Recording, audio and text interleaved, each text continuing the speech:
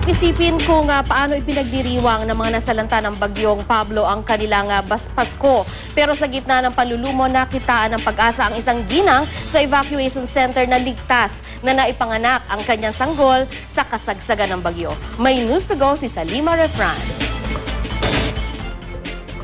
Ngayon lang nadala sa poblasyon ng Katiil sa Davao Oriental ang 4 na sugatang residente ng liblib na barangay Maglahos.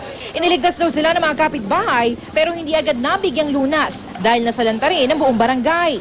Dito sa barangay hall kung saan sila dinala, nakilala ko naman ang kapapanganak lang na si Joanne. Ang kanyang sanggol na si Paul, ipinangalan sa bagyong Pablo. Masayang-masaya po ako na nabuhay po siya. Pero marami ang hindi nila simpalat. Sa mismong munisipyo, nakaimbak at iniimbalsa mo ang marami sa 50 nasawi sa bayan.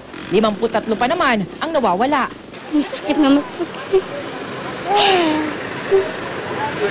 Wala na akong asawa. Sino pang magbubuhay sa amin? Sa munisipyo na rin ibinuro lang ilan sa mga biktima, tulad ng ina ni Naisin na hanggang ngayon wala pang kabaong. Tanggap na namin kasi trahedya.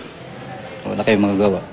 35,000 residente rito ang apektado ng bagyo. At sa lawak ng pinsala sa mga ari-arian, mahirap isipin kung paano nila ipagdiriwang ang Pasko.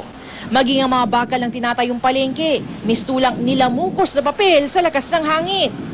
Ganito rin halos ang nasaksihan ko sa bayan ng Boston, sa lalawigan pa rin ng Davao Oriental. Isa sa mga pinakasiksik na barangay, ang Barangay Sibahay, dito sa Boston, Davao Oriental. Dati raw, ang kahabaan na ito, punong-puno ng mga bahay. Pero matapos nga ang bagyong Pablo, ito na lamang ang natitira. Mga kalalakihan na pilit sinasalba ang natitira sa kanilang mga bahay. Dito ang mga nakatumbang puno, halos sumakop na sa mga kalsada. Kabi-kabilang maliliit na landslide at kilo-kilometro ng wasak ng mga bahay. Sa ngayon ay patungo na sa Davao Region ang BRP Pampanga mula Maynila. Dala ang may 30 tonelada ng relief goods mula sa NDRRMC at DSWD para sa mga bayan ng Katiil at Boston, gayon ng Baganga. Mula dito sa Davao Oriental, Salima Refran, GMA News.